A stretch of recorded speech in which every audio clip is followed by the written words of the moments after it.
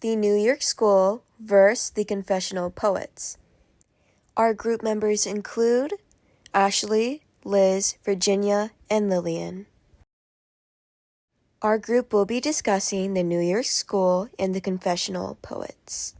First, we are going to start off with the Confessional poets. Here are our characteristics. It usually focuses on personal stories, a lot of the time traumatic experiences, and these stories can be taboo and reference mental health issues, relationship issues, sexuality, and other social themes. Origin. Robert Lowell. He used what was later named confessional poetry in his 1959 book titled Life Studies. M.L. Rosenshall was the individual who created this term in his view of Robert Lowell's work. Confessional poets. They rose to popularity around the time of the Cold War, where things were confusing and unknown. Because of this, people started to find their own ways to express what was going on in their own personal lives.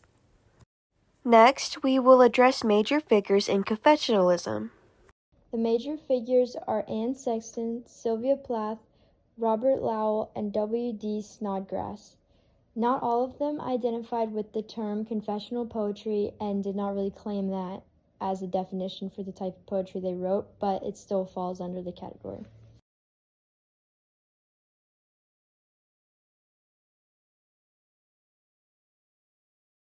Some examples of confessional poetry are Life Studies by Robert Lowell, Daddy by Sylvia Plath, and The Dream Songs by John Berryman. Poem Analysis. To Frank Parker by Robert Lowell. Stanza 1. Sometimes you are so much younger than your face. I know I'm seeing your old face, that hampered Henry James, mockery of your stutter, your daily fear of choking, dying in school. Loudness, not words, gave character to the popular boy's voice. In this first stanza, Lowell writes about him and his friend who faced challenges at school because of the popular boys. The reader can assume that they are not kind to the speakers because of the diction like choking, dying, and mockery, to describe how the popular boys made them feel. This shows confessional poetry because Lowell is talking about something that the boys at the time didn't really talk about and something that was very subjective to their feelings. They were hurting mentally. Stanza 2. We looked in the face of the other for what we were. Once in the common record heat of June in Massachusetts, we sat by the school pool talking out the soul-lit night and listened to an annual unsuffering voice of the tree frogs, green, aimless, and wakened. I want to write. I want to paint.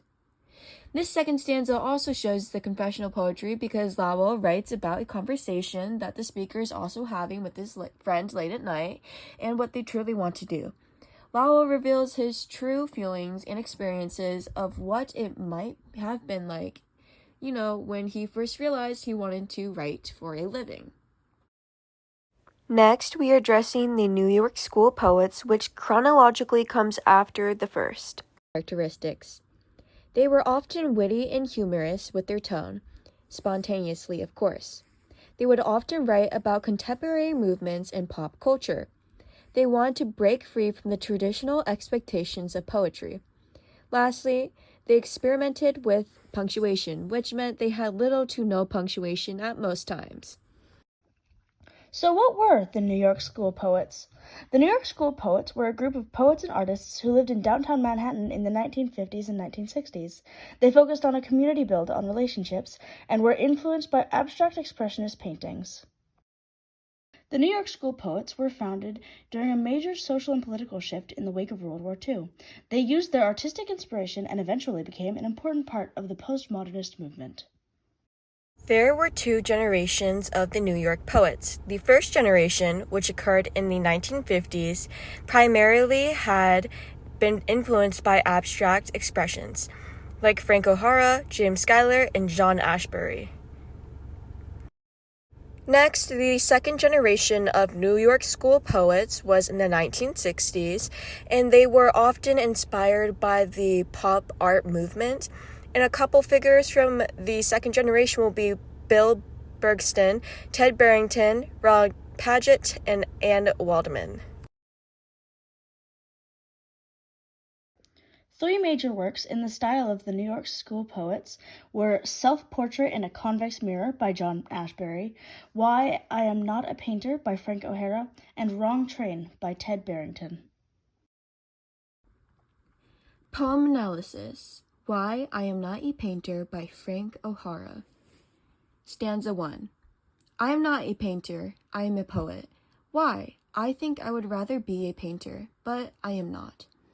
In this first stanza, the speaker begins by saying although he would rather be a painter, the speaker frequently uses the word I in this stanza, which helps to indicate that the speaker is meant to be Frank O'Hara, or at least a version of himself. Second stanza. Well, for instance, Mike Goldberg is starting a painting. I drop in. Sit down and have a drink, he says. I drink. We drink. I look up. You have sardines in it. Yes, it needed something there. Oh. I go and the days go by and I drop in again. The painting is going on and I go and the days go by. I drop in. The painting is finished. Where's sardines? All that's left is just letters. It was too much, Mike says. In this second stanza, the speaker writes on how he visited Mike Goldberg, a painter of the New York School of Painters, and they had a drink together as the speaker admires his painting. There is a use of imagery in this stanza. When the narrator states, sit down and have a drink in line 6, the narrator and Mike are having a casual conversation. He compares poetry to painting. Stanza 3. But me? One day I am thinking of a color. Orange.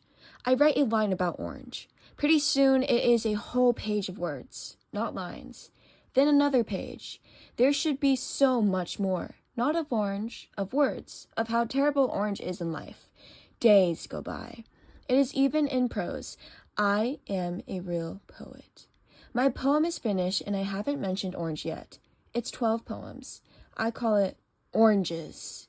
And one day in a gallery, I see Mike's painting called Sardines. In this stanza, the narrator realizes that painting and poetry are not too different from each other. Both artists name their work based on the things that they have nothing to do with the work, but just things they like. To help give a visual representation of the similarities and differences, we decide to use a Venn diagram.